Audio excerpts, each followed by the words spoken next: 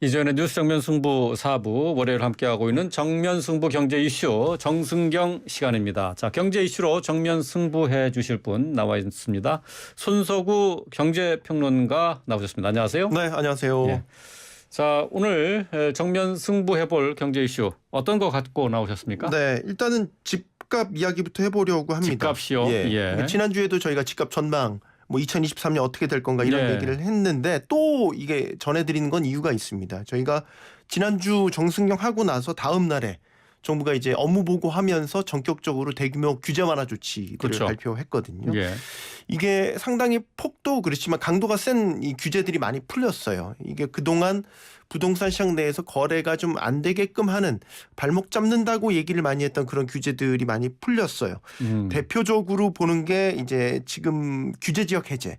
서울에서는 강남 3구, 용산구 제외하고는 지금 다 5일 0시부로 해서 전격적으로 다 해제됐거든요. 이게 당초에는요 한꺼번에 풀 계획이 아니었어요. 작년부터 지방을 시작으로 해서 조금씩 풀어나가긴 했는데 서울도 단계별로 한다는 계획이었는데 이게 집값 하락이 워낙 가팔르다 보니까 정부도 안 되겠다 싶었는지 일시에 다 해제해버렸거든요. 이것도 상당히 임팩트가 있다라고 보여지고요. 네.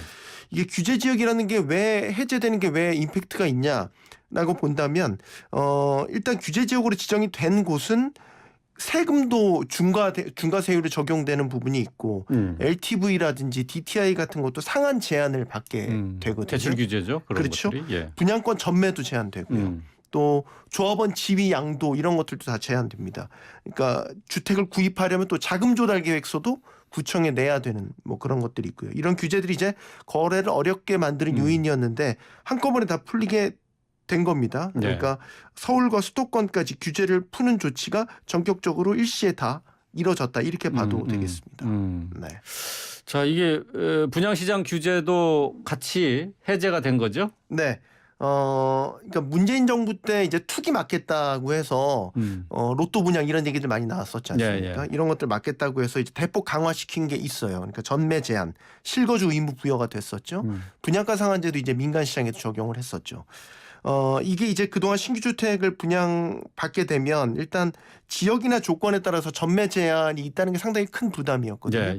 3년에서 최대 10년까지였습니다. 예를 들면 서울 지역에서 분양가 상한제 적용받는 아파트에 내가 당첨이 됐다라고 한다면 이건 10년 동안 전매 제한이 걸리게 됩니다. 이게 이제 6개월에서 최장 3년으로 대폭 줄어들게 됐고요. 실거주 의무도 폐지가 됩니다. 이것도 상당히 중요한 게 분양을 받으면 집주인이 일정 기간은 무조건 그 집에 살아야 된다라는 의무를 부여한 거잖아요. 이게 집주인이 잔금 치르는데 상당히 애를 먹이는 요인이었어요. 이게 이제 다 될 수 없기 때문에 세입자를 받아들여서 거기서 받은 돈으로 잔금을 그렇죠. 치르는 집주인들이 꽤 많았단 전세로 말이에요. 돌려서 그 나머지 잔금을 치르는 거죠. 그렇죠. 네. 그리고 이게 또 하나 부작용이라고 할 수 있는 게 전월세 이 공급에도 좀 불균형을 일으키는 그런 면이 있었어요. 그러니까 집주인이 무조건 살아야 된다라고 의무를 부여해버리니까 말이죠. 이런 부분을 좀 해소하겠다라는 저희가 있는 거고요. 대출 규제도 풀었습니다. 이게 중도금 대출이 12억 원 넘으면 안 됐거든요. 이제 됩니다. 이건 사실 이제 서울 수도권 지역이 여기 해당되겠죠. 뭐 아파트 값이 상대적으로 더 높으니까. 말씀드린 대로 이제 투기를 막겠다라고 이제 강화시켜놨던 것들을 다 대부분 해제한 것으로 봐야 됩니다. 100여 원 역시 집값, 주택시장의 급격한 냉각 이런 부분을 우려했다라고 봐야 되고요. 특히 또 미분양 주택이 많이 늘어난 것도 요인이 됐습니다. 지금 6만 가구에 육박한 것으로 보이거든요. 미분양 주택이 문제가 되는 게 건설사들의 연쇄 부도로까지 이어질 수 있습니다. 우리는 이게 후분양이 아니잖아요. 선분양, 짓기 전에 선분양을 한단 말이죠. 건설사들은 분양 대금 치른 걸로 공사비도 일부 조달하기도 하기 때문에 미분양이 많이 난다는 거는 연쇄적으로 건설사들에게까지 위기징후로 포착될 수 있다. 이러면 실물 경제에도 상당히 큰 부작용으로 작용할 수 있다. 이런 부분들을 고려한 조치다. 이렇게 봐야 되겠습니다. 그동안 이제 부동산 시장이 추락하는 것에 대한 우려가 많았었는데 한꺼번에 이게 규제를 다 풀어 주었기 때문에 부동산 시장에 좀 온기가 돌지 않겠느냐 하는 예상들을 일단 하지 않겠습니까? 뭐 그렇죠. 일단 기대는 분명히 하고 있는 것 같습니다. 실제로는 어떻게 나타날지가 궁금해요. 그러니까 반신반의죠. 아직은 기대 반 뭐 의심 반 이런 분위기인 것 같은데 저도 이제 오늘 그 서울 지역 중개업소 분들하고 몇 분하고 이제 통화를 해봤어요. 그러니까 분위기를 물어보니까 확실히 분위기는 바뀐 건 있대요. 그래요. 그러니까 집주인들도 그렇고요. 집을 사려는 분들도 문의 전화가 확실히 많이 늘었다라는 부분을 얘기를 하시더라고요. 그러니까 이런 분들이 가격 흐름이 어떻게 바뀌었냐, 분위기 어떻죠? 이런 것들을 이제 물어보고 하니까 그 밑바탕에는 이제 가격 반등이 있을까라고 이제 기대를 좀 하고 있다. 그런 것 같다라고 얘기를 하더라고요. 근데 이제 그렇다고 해서 그러면 정말 거래 체결까지 이루어지느냐, 아직 그런 분위기는 거기까지는 아니고요. 네, 아닌 것 같고. 근데 이제 이거는 이제 기존 주택 거래를 물어보는 거고 분양을 앞둔 그런 아파트 단지들은 좀 더 활기를 띠는 모습을 보이고 있습니다. 그러니까 앞서 이제 분양시장 관련된 규제가 대대적으로 풀렸다고 말씀을 드렸기 때문에 확실히 이건 달라진 것 같다라고 보는 게, 제가 오해를 살 수 있기 때문에 특정 단지 이름을 거론하진 않겠지만 규제 하나가 발표가 난 이후에 실제로 체결률이 20-30% 늘어났다는 곳도 있습니다. 그리고 이게 또 이 가격 변호, 이게 속담으로 까마귀 나니까 배 떨어진다고. 주간 단위로 짧게 보는 그런 가격 변동 흐름을 보면 미세한 변화가 분명히 있어요. 올해 첫 주간 아파트 가격 동향을 보니까 서울 아파트 값의 경우 0.67% 떨어졌거든요. 주간 단위로 봤었을 때요. 전주의 하락폭이 0.74%였습니다. 하락폭이 준 거죠. 그러니까 지난해 말부터 정부가 규제 완화에 대한 시그널들을 계속해서 나타냈었고, 이런 기대감들이 시장에도 작용을 했다, 이렇게 볼 수 있겠습니다. 네. 근데 그렇다고 해서 규제 완화됐으니까 부동산 시장 거래도 활성화되고 살아날 거야, 이렇게 보는 것은 사실 적절치는 않아 보입니다. 그래요? 아직 아니에요? 여전히 역시 높은 금리 부담이 시장을 이렇게 짓누르고 있는 요인으로 봐야 되기 때문에 활성화 이렇게 얘기하기는 좀 힘들 것 같습니다. 그래요? 네. 그 규제가 완화돼서 좀 기대를 하고 있는 분들이 있을 텐데 아직은 금리 때문에 그것까지 기대하기는 무리다, 그런 말이 되겠네요. 네. 금리는 아시겠지만 떨어진 건 하나도 없어요. 예. 그러니까 2022년에 이어서 2023년에도 사실상 금리가 집값의 향방을 결정지을 가장 중요한 요소로 보입니다. 사실 다른 규제라든지 뭐 전반적인 그 기타 사항들은 덤이죠. 덤인 거고, 확실한 거는 그 중심축에는 금리가 결정지을 거다라고 보는데, 이 워낙 기준금리가 작년에 뭐 3.25%까지 단기간에 오른 여파로 주택 구입 자금을 조달하는데 부담이 매우 커진 상태인 거고요. 네. 그 뉴스 저희가 전해 드렸겠지만 주택담보대출 금리 최근에 8%까지 올라섰습니다. 네. 올해도 지금 추가 금리 인상이 예상되고 있기 때문에 규제 완화가 주택가격 반등, 거래 활성화 곧바로 이어지진 않을 것으로 봐야 되고, 다만 이런 규제 완화 조치는 더 크게 떨어지는 것을 막는 방어선 정도의 역할을 한다라고는 볼 수 있을 것 같습니다. 정부도 이런 점을 인지를 분명히 하고 있죠. 부동산 시장의 경착륙, 즉 급격한 하락을 막기 위한 조치다, 이런 배경 설명을 하고 있으니까요. 네. 그러니까 금리가 가장 중요한 요소가 된다는 말씀이신데, 그렇다면은 금리가 이렇게 높게 유지되는 상황에서는 올해도 집값이 더 떨어진다, 이렇게 봐야 되는 겁니까? 네, 현재로서는 추가 하락은 불가피하다, 이렇게 보는 게 맞을 것 같고요. 최근에 이제 집값 전망을 두고선 여러 설문조사들이 결과들이 나왔는데 공통된 게 있습니다. 집값이 더 떨어질 것으로 보세요라고 하는 질문에는 거의 10중 8구 10명 중에 한 7, 8명 정도는 집값 하락을 전망을 하고 있어요. 일반인들을 대상으로 한 설문조사죠? 비슷합니다. 다 비슷하고요. 전문가들도 똑같아요? 마찬가지고. 아, 그래요? 네. 근데 이제 흥미로운 게 있는데, 언제까지 떨어질 거라고 보세요라고 하는 데는 좀 의견이 팽팽하게 맞서는 부분이 있는 것 같아요. 그러니까 올해 상반기까지는 하락하고 하반기부터는 뭐 안정, 보합 내지 좀 반등 기미도 있지 않나라고 보는 시각도 있는 거고, 아니야 하반기까지도 뭐 하락세는 이어질 거다라고 보는 시각, 이렇게 좀 시장이 나뉘어 있다라고 보는 거기 때문에 더더욱이 앞서 말씀드렸던 금리의 향방이 어떻게 보면 집값에 어떤 결정 짓는 중요한 요소가 될 것이다. 네, 이렇게 봐야 되겠죠.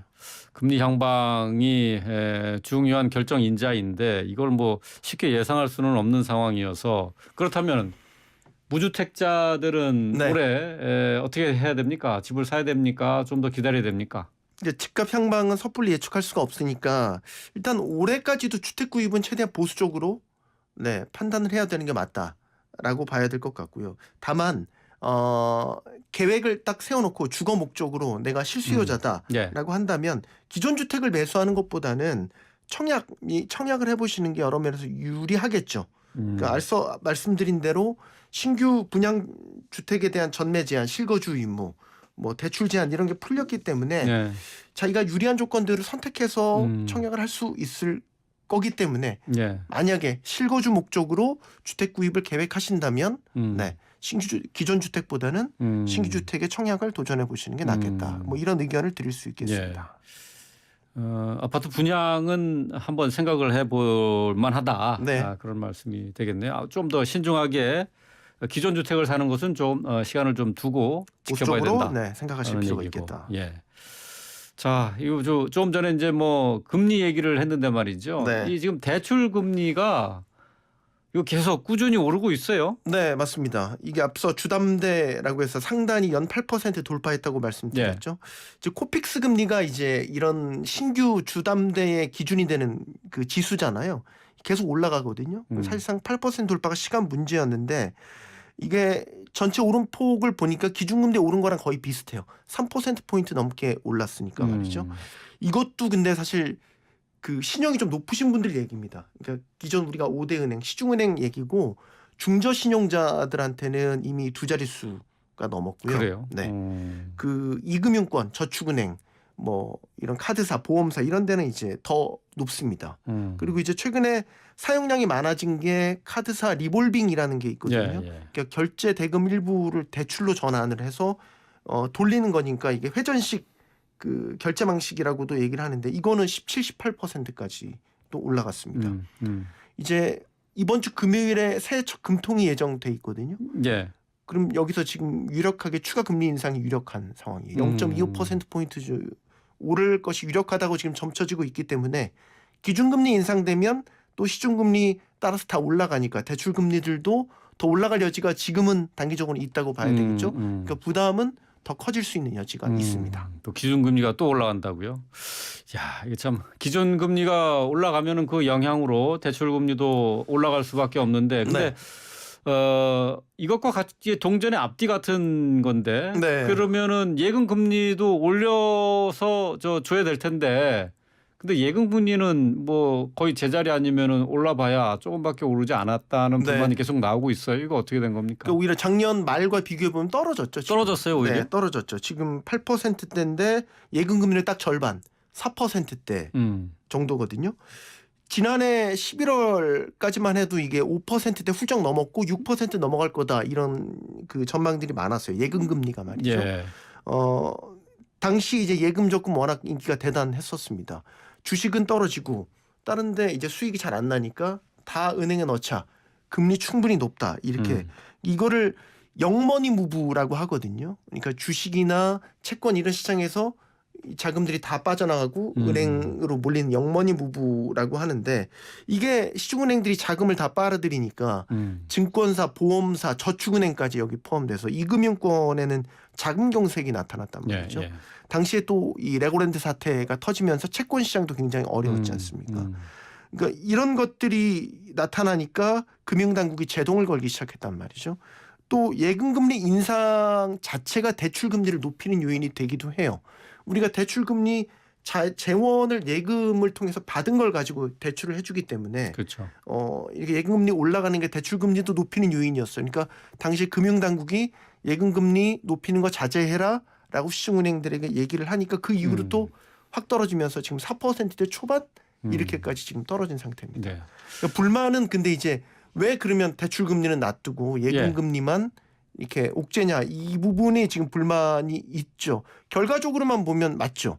예금금리는 떨어졌는데 대출금리는 올랐으니까 결국 이건 은행들 배만 불리게 된 거 아니냐 이런 불만이 나올 만합니다. 그렇죠. 네. 뭐 보통 이제 신문이나 언론에서 이제 표현하는 게 이제 그게 예대 금리차 아니겠습니까? 맞습니다. 예금과 대출의 금리가 서로 다른 건데 물론 예대 금리차로 은행이 거기서 이제 수익을 발생시켜서 은행을 꾸려 나가는 것이긴 하지만은 결국 이 금리 차가 크다는 것은 그 금융 소비자들한테 큰 불만이 아닐 수가 없어요. 근데 당국에서 이거 개입 안 합니까? 개입을 최근에 했습니다. 그래서 대출금리도 너무 올라가니까 구두 개입도 그렇고요. 지도감독 그 나선 것으로 지금 보이는데 은행 이게 이제 대출을 하기 위해서 재원 조달을 하는 것 중에 예. 예금을 통해서 이제 받아들이는 것도 있지만 뭐 은행채라든지 이런 것들도 다 발행을 하거든요. 이런 은행채 금리가 최근에 낮아졌어요. 그리고 예금 금리 낮아졌으니까 우리가 이제 수신 금리도 낮아졌다라고 봐야 되죠. 그러니까 대출 금리가 올라갈 유인이 없는데 최근 흐름을 보면 계속 올라갔으니까 금융당국이 대출 금리 올릴 상황이 아니다. 이유가 없다라고 해서 제동을 건 거고 당국의 개입 효과는 일단 지켜는 봐야 되겠지만 틀린 말이 아닙니다. 작년까지는 은행들도 어느 정도 뭐 불만 어린 이유를 댈 수 있었어요. 왜냐하면 레고랜드 사태 때문에 은행채 발행을 막았었거든요. 그러니까 은행들이 재원 조달이 막혀버리니까 여러 가지 애를 먹고 있다가 작년 말부터 은행채를 일부 이제 풀어주기 시작하면서 은행채 금리가 지금 떨어진 이유가 거기에 있단 말이죠. 그러니까 은행 입장에서도 작은 경색이 그렇게 심하게 올 이유가 없는데 계속 대출 금리만 높인다. 금융당국이 이런 부분을 보고 지금 제동을 걸고 있다 이렇게 보시면 되겠습니다. 뭐 금리 얘기를 하고 있습니다만은 이 금리 외에도 지금 이제 공공 요금이 이제 계속 오르고 있어요. 체감 물가가 아무래도 이 공공 요금이 오르면은 물가에 대한 부담이 크게 느껴질 수밖에 없는데. 네. 자, 이거 금리도 잡히지 않고 올해 내내 이 고금리가 유지가 된다. 참 서민들의 삶이 올해 계속 1년 내내 좀 팍팍할 것 같습니다. 자, 올해 금리 상황 함께 살펴봤고요. 집값도 살펴봤는데 어쨌든 우울한 얘기가 좀 줄을 이뤘습니다. 자, 정승경 정면승부 경제 이슈 여기까지 하겠습니다. 건국대 겸임교수죠. 손석우 경제평론가와 함께했습니다. 고맙습니다. 고맙습니다.